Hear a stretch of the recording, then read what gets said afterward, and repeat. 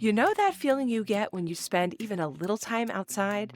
No matter how challenging it is to get out there, spending time in nature is always worth it. I'm your host, Amy Bouchatz, and this is another episode of Humans Outside.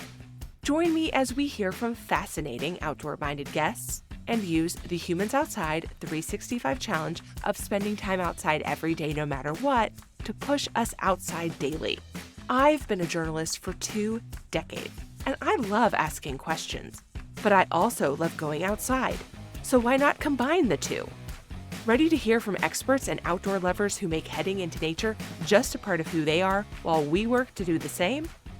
Let's go.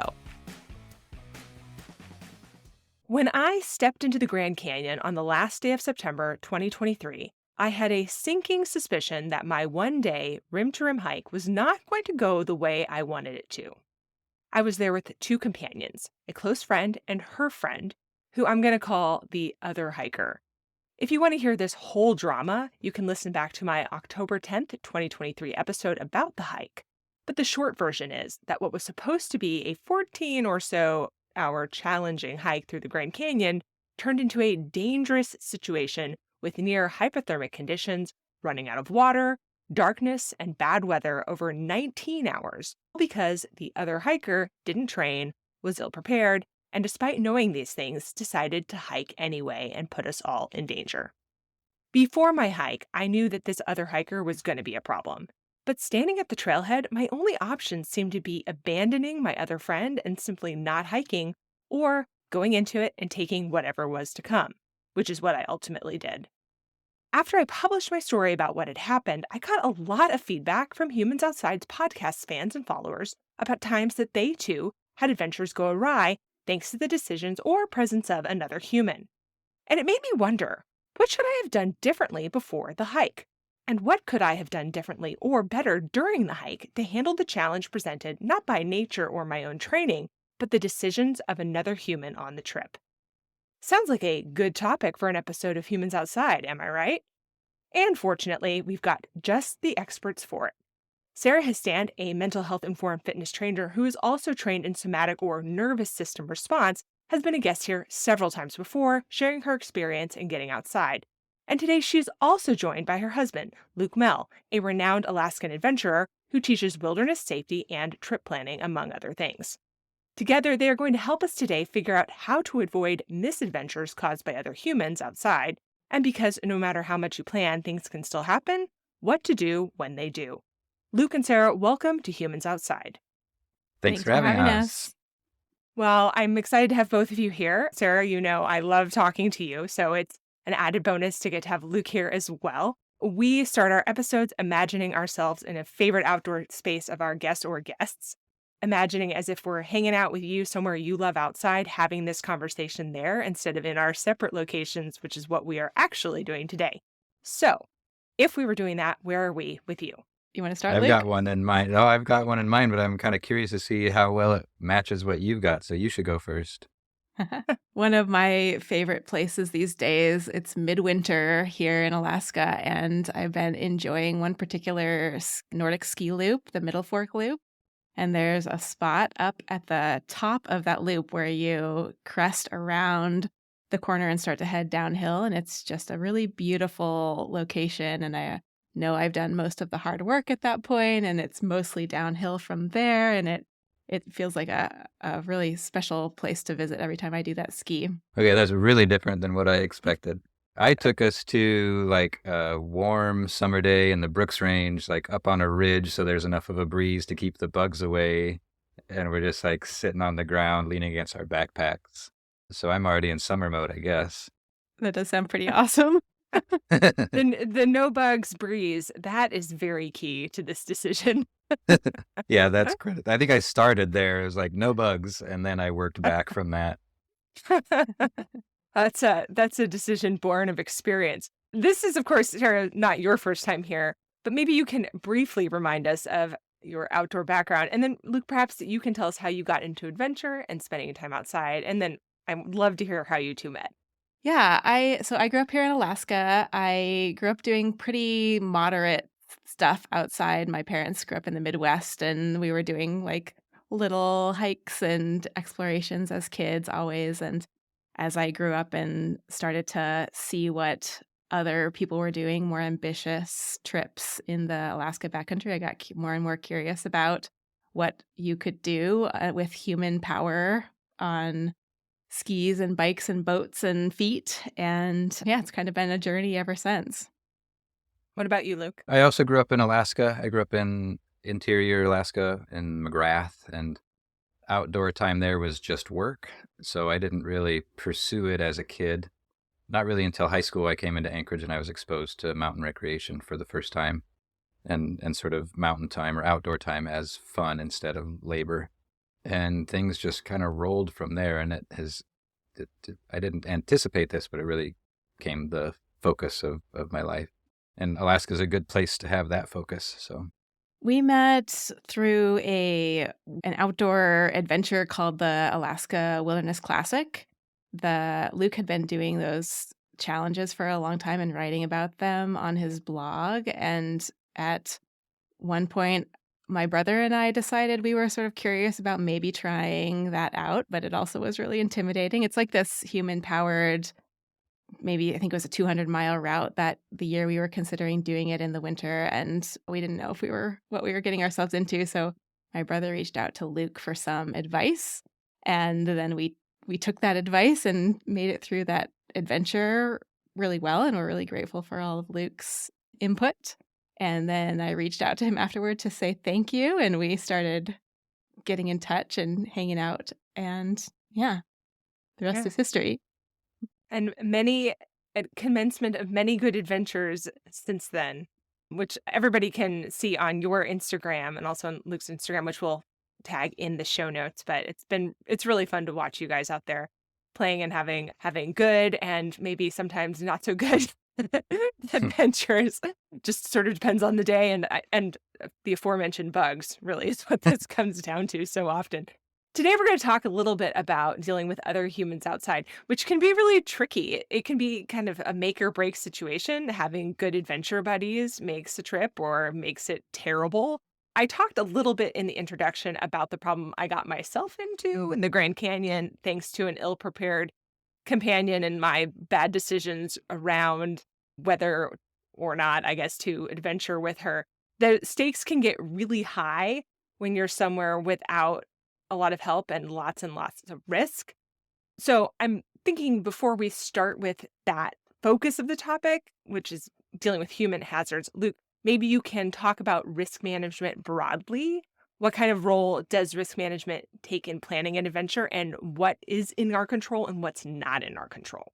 yeah, awesome. That's exactly where I went with your introduction and sort of forecasting here a little bit. I feel like I'm in a better position to talk about ways to sort of anticipate and prevent some of the human challenges. And then I think Sarah's in a better position to talk about responding in the moment and managing that stuff. So the big picture for me, and this is coming from like sort of industry standard wilderness risk management, is that it's helpful to think of risk in terms of hazards and then your exposure to those hazards and your vulnerability, basically the consequence of what it means to be exposed to those hazards. And then hazards can be split up into both objective and subjective, and those are the real words used, and I had to look them up because it's like, what does that really mean? Objective just means all the environmental stuff, and it's the stuff we can't control.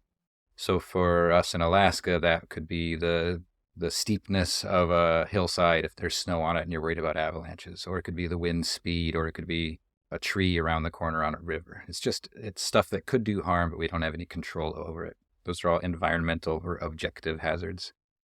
And that stuff's actually pretty easy to anticipate and plan for compared to the subjective stuff. And the subjective stuff is all the human parts. This is usually what goes wrong. And it's our decision-making and our communication and thinking errors that we would make going into a trip and then maybe making a decision on the fly. So there's room for things to go wrong in both of those sort of venues, environmental and human. And I think the human problem is harder to solve. And so I'm looking forward to this time together and hopefully learning some more tricks from Sarah. Because it is, I mean, all of your listeners, we've all experienced this. Probably, Sarah and I experienced this within our own trips, just the two of us. Like, it's a real challenge. I'm laughing because I'm remembering times I've experienced that with my own husband too. For sure. I mean, it is part of the game. Yeah. Yeah. Yeah. And including a time that I swore off skiing again, literally ever, because because of his attempt to teach me to ski. That not good. Yeah. So We've relatable. recovered.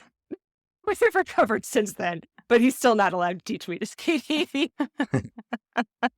And I prefer that he's not skiing or snowboarding behind me at any time. I think it might be related to that. I don't know. Anyway, okay. Yeah. The actions of other people, as you've just mentioned, can really sour any adventure. So I'm wondering if we can laser focus on that. Is there such a thing as a person who should not be invited on an adventure? Like somebody who should just be left off the list, leave these guys at home? I mean, it's a good question. I suppose it depends on the adventure. There would for sure be certain types of adventures that people wouldn't have the right skills to navigate. And there'd be like safety concerns with bringing certain people on into certain risky situations. And then I think the other major factor is communication skills and ability, and our, like, I guess self-awareness is maybe the other piece of being able to communicate, is being able to like know actually what's going on with yourself and communicate that to your team. Those are like feel like really important skills that I look for in trip partners. And it'd be hard for me to be out with people who like weren't skilled in those areas unless we were picking an objective that was like very within our capacity and wasn't going to stretch us in those ways. Yeah. How much vetting, Luke, do you do on people before you decide to take them on a trip, or even be on a trip with someone else? Because I think that's the other thing. Like, we're not always in charge of the trip. We're sort of there with other people who maybe there's another trip leader who is leading or doesn't understand the role. How do you sort through who you're willing to go out with?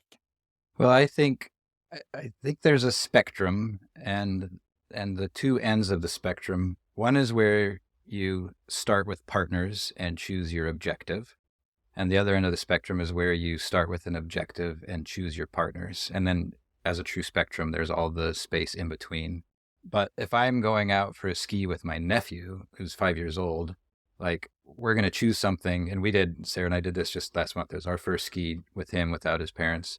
And I was like, I want this to be super fun. I want it to have mostly glide, downhill, soft crashes. It's like we match the objective so that he's going to have the best experience possible. And then at the other end, it's like, okay, I want to climb Denali. And I want to make sure it's with people that I've done a lot of time with or are really well sort of represented through other friends that have spent time with them. So I guess I'm answering your first question more than your second one, but I feel like it's important to kind of set up those two. There's two directions to come at this, and they're really different. What happens if you fall into a adventure or a plan where somebody else has collected the people, but you find over time that you are not comfortable with the selections? I mean, kind of like what I did with Grand Canyon, but I think this also happens. You turn up for a group hike at South Fork, which is a trail here in the Anchorage area. It's not super strenuous, but it can be long, and on a hot day that can be a thing. Or you go to Lazy Mountain, another hike here, and find that the people you're with are not the same pace as you. Like, how do you deal with somebody else's decisions on who to take on the hike? And at what point do you say, not for me, I'm out? Yeah, tough. That can be really tough. This feels to me like a question about leadership. And it's one thing to be your own leader, and it's another thing to be a participant if somebody else is the leader. I would prioritize my own safety first in all of this, and that can be both physical and emotional. And the older I get, the easier it is to back out of intended plans. And so I think there's probably an age and experience aspect of this too. Sarah, what would you say? I mean, this is the hard stuff that we're all navigating when we're out interacting with other humans, isn't it? And like, if it's not your plan, but you're sort of along for the ride, and then once you're out on the whatever you're on and it ends up being different than you'd hoped, then we're in the heat of the moment and we have to figure out how much of like what the options are. Is turning around an option, like Luke said, as far as backing out? Is there a way to like share some of the leadership load so that you're not just following and instead you're able to communicate some more of your needs or get some intergroup communication happening to like start to name some of the dynamics that you're seeing and what is working and what isn't? Luke introduced me to a concept called independent nations, which sometimes we use when we're out with groups that we have unknowns with, as far as like, are different people going to be at different paces and are we not going to be able to necessarily all be at the same? It's very normal to have a group of people that doesn't all move at the same pace. Like that's actually a pretty challenging thing to achieve to all be at the exact same pace. So sometimes when we're going on multi-day trips, but this would work as with day trips too, the idea of independent nations is that you can split up into separate groups and still have everything you need safety-wise with among the separate groups.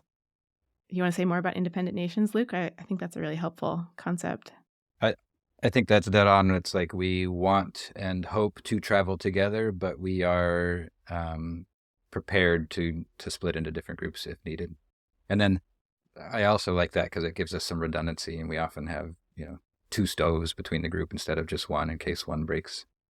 The other thing, as you were answering, Sarah, that I reflected on a little bit, kind of replaying some of these experiences myself, it feels like it often comes down to a question of like, am I willing to sacrifice my own objectives for the welfare of the group? Like, which ends up being more important, that everybody has a good time or as good as possible, or that I get what I want out of. And I think that has also changed with age, where it gets easier to step back and be like, you know what, I had my turn. Let's just make sure this is a positive experience for everybody. But that can be really hard and really frustrating, especially if the trip involved a bunch of travel or investment or other commitments. Yeah. Luke, when you are trip planning, how much thought, like what role does thinking through these people choices take? Like how much emphasis do you put on this in planning a successful trip? How much weight does it get? I feel like I'm really lucky here in Anchorage to be part of a huge community of recreation partners. And a lot of these partnerships go back 10 or 20 years for me now. And most of the hard trips that I've done have been within the same core group of friends, like probably a pool of 10 people where 2 or 3 of us end up partnering up for each of these.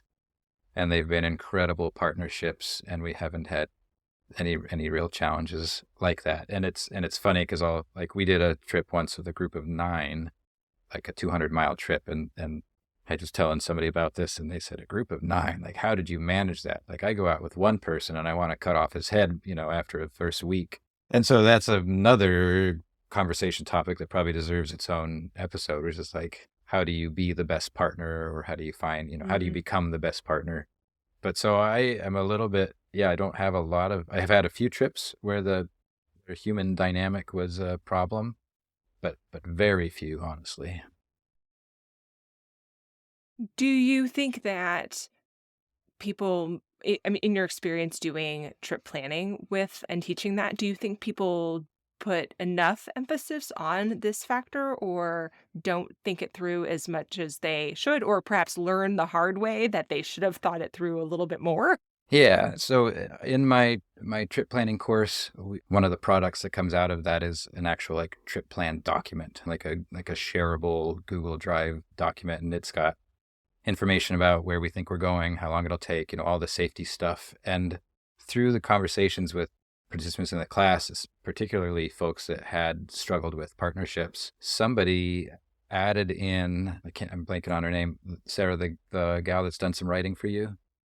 Suzanne Nobles. Yeah, Suzanne added in this awesome, just like one paragraph sort of expectations. And it broke down. It's like, here's what we're going to do. Here's why. Here's what we expect. And it was stuff like, we want to enjoy the natural environment. And it was just like it was that simple, but it was so effective at conveying what the intention was. And so then everybody that's on that planned outing gets to see that ahead of time.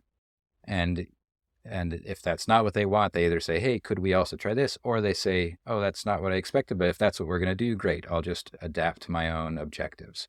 So Mhm. I think managing expectations formally is super valuable. Yeah.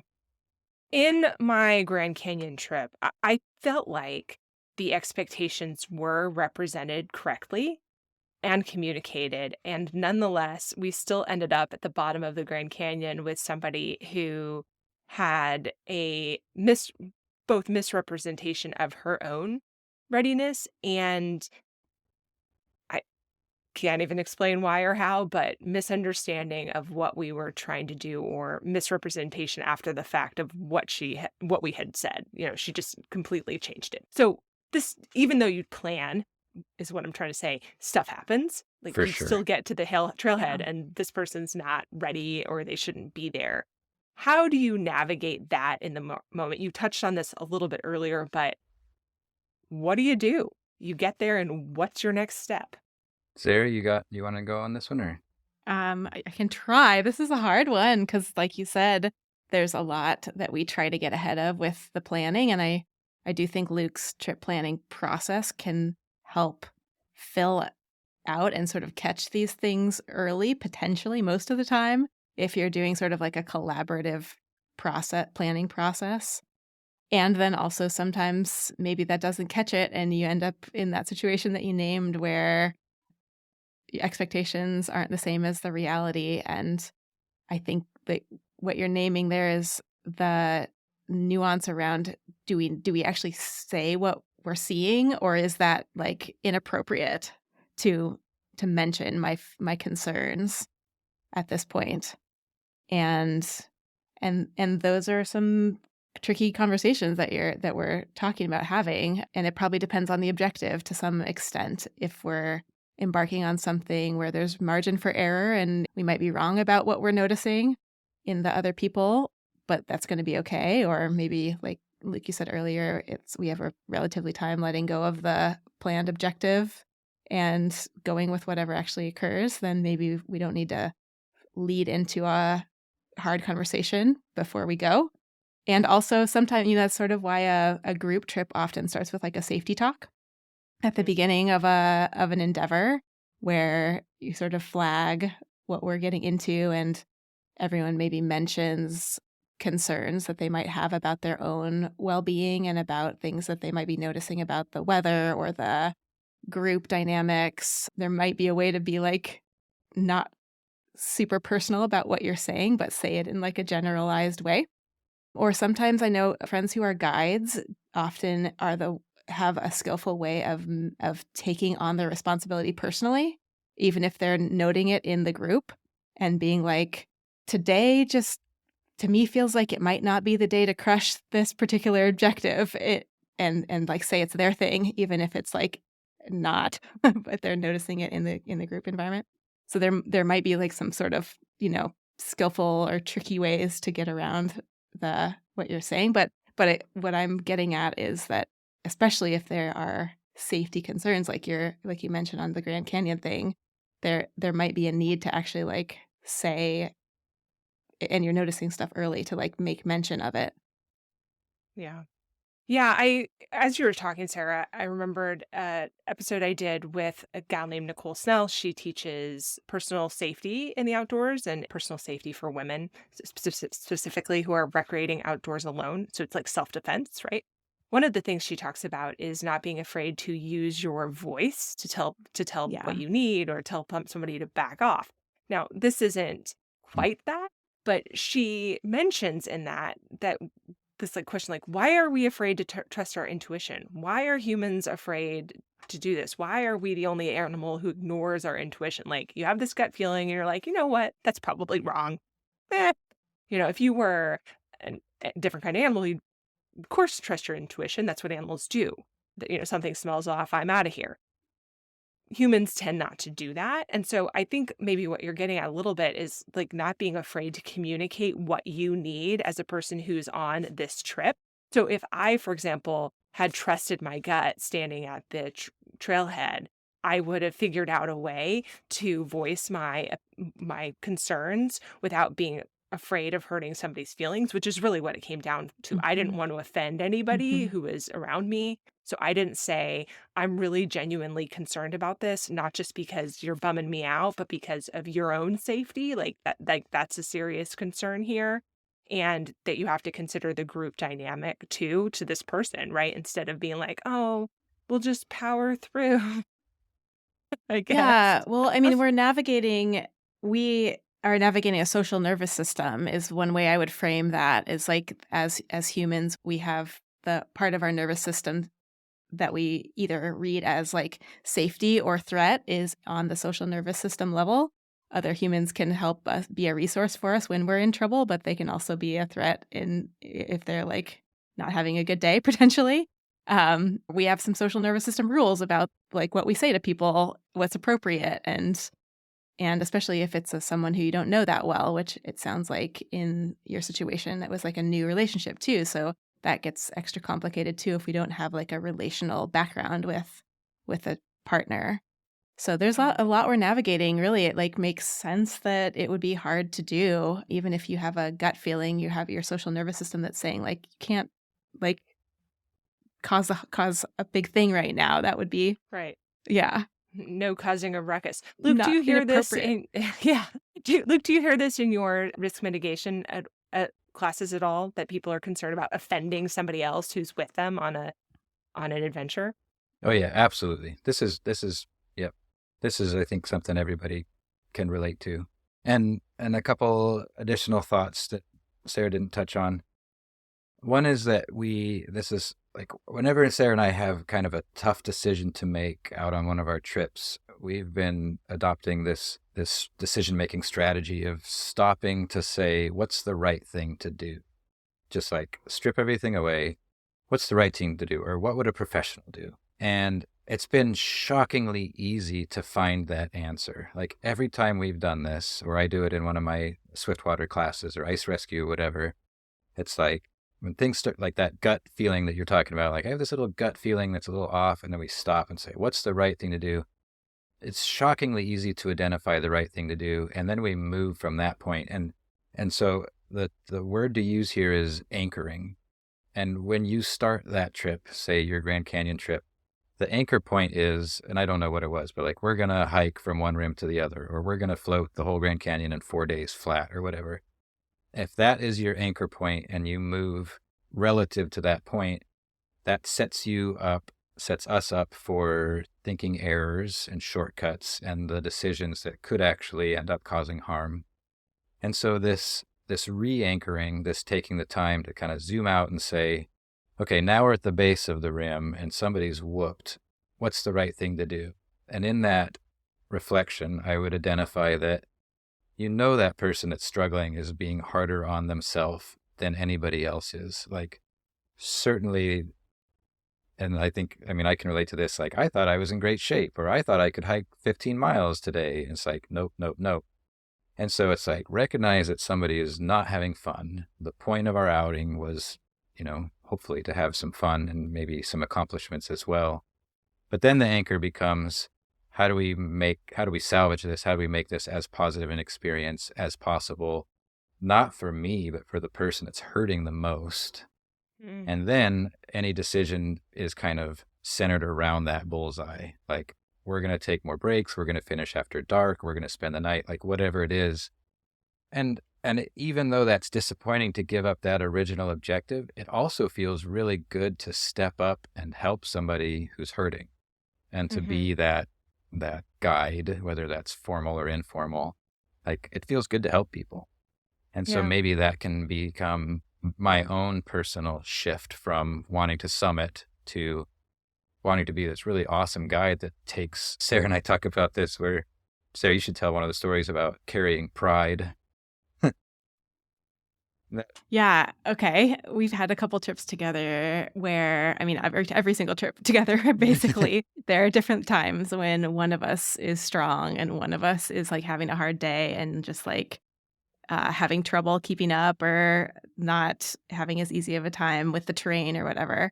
And often one of the potential solutions for that is to let the person who's strong carry some of the weight from the other person's backpack. But then that takes like there's some pride in like being able to carry your own backpack weight. And so we've joked about like if I'm going to give Luke some of my weight out of my backpack, then it's like my pride weighs 15 pounds and he's carrying it today because I've like had to give that up. And it hurts a little bit. But yeah, the weight of my pride is pretty heavy sometimes. Yeah. And I love that. And I love this idea of asking yourself what a professional would do, because that just, it like strips out all of the emotion out of the question and the equation, where you're no longer being like, oh, like, are we thinking about feelings in that moment, where you're just asking like, okay, if I was like, a professional guide, and what is the right thing to do?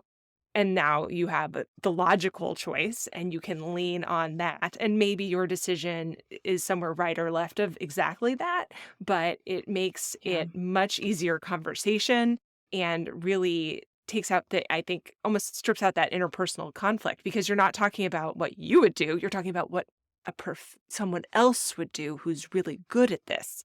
And they're not there to offend anyone. They're just in the air giving advice. I think that would Yeah. have really helped us in the Grand Canyon, instead of being like, what do, myself and my friend, who were both having a fine time, recommend. It's, what would mysterious professional do? Yeah. It's Kind of like, amazing how easy it is to get off, like to realize we're on this other plan, and then we'll be like, what's the right thing to do? It's like, oh, it's actually to like stop and like regroup and do something completely different than what we were just about to do. yeah, totally. Okay, so let's say we have not asked ourselves what a professional would do or what the right thing to do is, and something has happened. Wrong people are there. Stuff happens. Okay. Accidents, mistakes, whatever. So, Sarah, this is your realm. What do we do when you're just in that sort of bad moment? You're faced with something going awry. What are the steps that we should take? Something bad's already happened or is happening. What's next? Yeah. So I'm guessing we're talking about interpersonal stuff rather than safety concerns, right? Because if there's like an injury or something like that that's like needs medical, we like it's like kind of a different action plan. But if we're talking about there is like a change in what I thought was going to happen, and now we're navigating this interpersonal issue with different expectations, then one of the really basic early steps with this navigating interpersonal issues, especially when you're outside in situations that have some challenge to them, is to recognize that all of our bodies are going to be in some level of activation and stress response because of the environment, the undertaking, and the interpersonal stress. And that is going to color our read on what's happening and even our ability to like make clear decisions. So an early step would be to recognize that and feel, if you can, like the way the activation feels in your body, and then to find some kind of resourcing or some way for your body to feel some amount of settling of that activation. So one way we do that naturally outside is by orienting, just like looking around at the environment that we're in and recognizing something beautiful, and then letting your body have enough time to actually be in contact with that something beautiful. So we can like break out when we're in a stress response, our perspective narrows. If we're really like solution focused typically, and we're like honed in on what the problem is. And if we can help our body and our perspective broaden enough to be able to see that there's more things going on than just this stressor, then it can help the nervous system and the animal body be a little bit more relaxed and open up the solutions, the perspective that it has. So checking in with something that's beautiful, feeling your feet on the ground, getting some like leaning against a rock and feeling some back support, like lots of different ways to help resource your body so that your perspective can open up and you can get a little bit broader view on the situation. That would be my starting point. And then I would expect there to be already some new options showing themselves. And probably the ability to communicate from a bit of a more open place too. Yeah. So it's almost like you're taking that tool of asking, like, what would an expert do without actually asking that. You are sort of grounding yourself and giving yourself some space to calm down a little Yeah. bit. Yeah. And then having that shift in perspective to be a little bit more objective than just your emotional response. Yeah, helping your body have some calm so that the perspectives arise. Yeah. Mhm.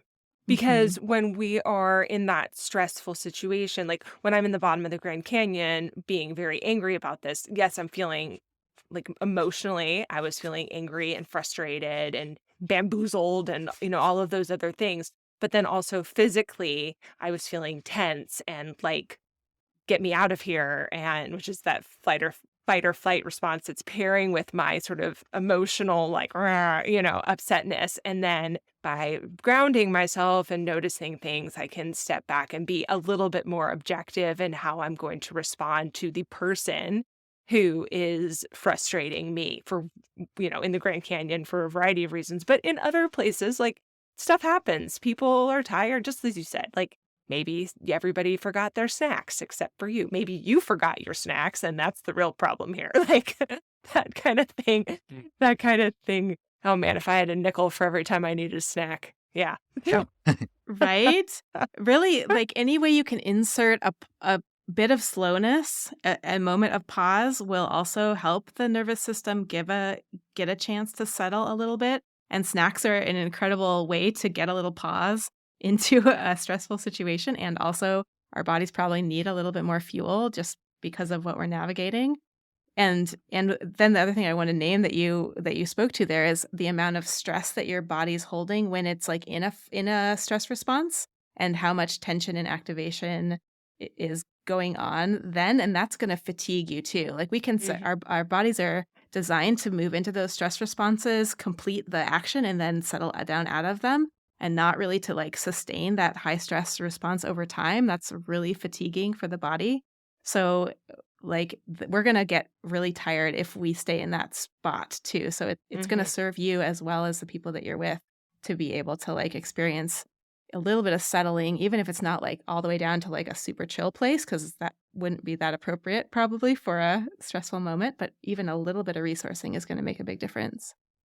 Let's say you've been bamboozled onto a trail by somebody who you should not have invited on your trip. Is there ever a time where it's acceptable to leave somebody behind? Is this ever a good idea? Or is this like the greatest crime known to adventuring, to leave a companion in the dust? That's a pretty hard no from my perspective, coming from the safety side of things. And that's where if you have independent nations, if it's somebody with a partner, and I really like groups of four because of this, because if somebody's got a broken leg, somebody Mhm. stays with them, and two people hike out, so nobody's left on their own. So from a safety perspective, that's a pretty easy one for me. Yeah. That's There what I is thought the answer probably a was. difference if you're, yeah, and the exception is probably if you're talking more about emotional harm, Mhm. um, racial harm or otherwise, then that's like you would want to isolate yourself from that. Or maybe if there's, like, somewhere to leave them that where they have resources and you can keep going. Yeah. Yeah. Yeah. I'll tell you, like, in that moment, I could very clearly see, like, this is not an option. I cannot leave any of these. There's plenty of people on the Grand Canyon Trail. Let's start there. Like, you are not by yourself. And there are rangers coming by every now and then. Honestly, we saw more than one. But I knew like it wasn't super safe for me to leave by myself until we were very, very close to the finish point. And I knew that it was not safe for us to leave the third person behind, and there was no way that I was leaving my friend with her friend behind. Like, I wasn't gonna abandon the group. I knew that that was not the right thing to do, but I still wanted to. I'll admit that, like, I really wanted to leave, but Yeah. again, fight or flight, Oh, for goodbye. sure. Yeah, I mean, I think that that's normal though, like anytime Yeah. you're stuck in a situation with somebody, that's an that's a human response. I'd hate to think that I was the only person who wanted to abandon ship ever. Oh, yeah. I mean, that's one of our survival responses for a reason. Flight is like a very effective way to get us out of a stressful situation. And even if it's an interpersonal one, that makes sense to want to get out of. Yeah. And then we like our nervous system's navigating so we have a flight response, but social nervous system is reading that that's not actually the appropriate thing to do right now. Then the nervous system puts a freeze on that flight response because it's like, well, I hear you wanting to get out, but we can't, so we're gonna like freeze that and prioritize this social thing that we have going on. And Mhm. then that's where I would, once you get to safety, really be recommending some aftercare for these intense situations because of what the nervous system had to navigate with the charge and the suppression that it had to do to get you through the situation. And then we need some way to help that suppression, that freeze thaw enough to let the charge that was in there move through, or else we end up with some sort of stress injury after like having to Yeah. navigate that stuff without Yeah. aftercare. So let's talk about that as a final thing. What does that aftercare look like? What is the next step for, not having a stress injury, emotional stress injury? Yeah. Well, we do a lot of healing in relational spaces. That's like another way that the social nervous system serves us. So, debriefing with people who understand you and can get you and help your nervous system feel like it's safe enough to be fully expressed with the part of it that wanted to abandon everybody and the part that like hated that moment and the part that was really sad. Like, there's just so many things that we're having that are in the moment that it's happening too fast to be able to be with. So conversations Hmm. are great with friends and also with skilled practitioners like therapy. I'm a huge fan of somatic work, particularly because of the way that this all happens through the body. So I always love to send people to somatic experiencing practitioners for like navigating this kind of thing. And then I think there's also these big learnings around what we want to do differently next time, which is where yeah, like taking what went wrong and turning it into something Yeah. is can be a really nice way to make use of it. Yeah, so my friend and I we did a somatic learning experience with you, Sarah, after the trip. She booked that with you and I got to do that too. That was great. But, in terms of like learning better for next time, Luke, how do you suggest we integrate that? What do you do to make sure this doesn't happen again? I think the way to get better at this stuff is to get really good at debriefing at the end of it. And so if you Mm. went through a session with a professional therapist, like that is awesome. But taking some notes about what worked and what didn't work and what you might do differently next time. And that's not just in this situation. That's like how we learn as humans. Like, we learn by making mistakes and intentional practice, and then this reflection or this time to debrief. There's some scientific evidence that makes it pretty clear that we don't learn as much unless we add that final stage of like sitting around. It can be at the trailhead, it can be, on the computer afterward, whatever, but just like actually making notes about what worked and what didn't work. That is a really important part to lock in Mhm. the insight that'll help on the next outing. Yeah. I think in that way then that this experience with the Grand Canyon that I had was really, really useful. Like if there's a silver lining, that's it. That it gave Absolutely. me lots of opportunity to think about what went wrong, what went right, and endlessly still debriefing. Text message string, ongoing, planning to meet up Yeah. with these friends and another, my friend and some support crew we had at the rim waiting for us. Like you're permanently trauma bonded or something. But it's given me lots of opportunity. And now that I'm planning another Grand Canyon trip, I can lean back on that and be like, okay, like, what did we do wrong? What went right? What would I change? There was one of the very first things that went wrong was that this other hiker almost stepped on a snake and then fell down. So watching for snakes, that's the Mm. first thing we're going to do, right? Like all of these little tiny things that I have thought now about endlessly because it wasn't such a great experience. I now get to integrate into hopefully, fingers crossed, having a better experience as a result. And and yeah, I mean that's definitely a gift of this. I so appreciate y'all's very sage advice. You have many, many, I was going to say hours, but it's more like days, weeks, months of adventuring under your belts collectively and separately and all of those things to give you this experience that you can talk to us about this today. So I really, really appreciate this. As a final thing, we walk out of the episode just sort of imagining ourselves in an outdoor moment that you have maybe apart or together that we can just kind of go there and imagine it with you. Is there a moment like that you'd like to share as a final thing for this episode? Well, I guess I'm not allowed to go to the summer setting anymore, so this time I'll put us on ice skates. And Sarah and I have had a few amazing moments where we've got a tailwind and we're just effortlessly gliding across lakes in South Central Alaska. So I think that's where I'll put us on the way out. Very good. Thank you so much for your time and for bringing us into your experience today. Thanks for being on Humans Outside. Thanks for having us, Amy. Yeah, thank you. It was fun. That's a wrap on this episode of Humans Outside. But hey, I need your help. Enjoy this show? Leave a 5-star rating or review wherever you get your podcasts. It makes me feel good, but it also helps others find the show too, which is cool, right? Now, go get outside.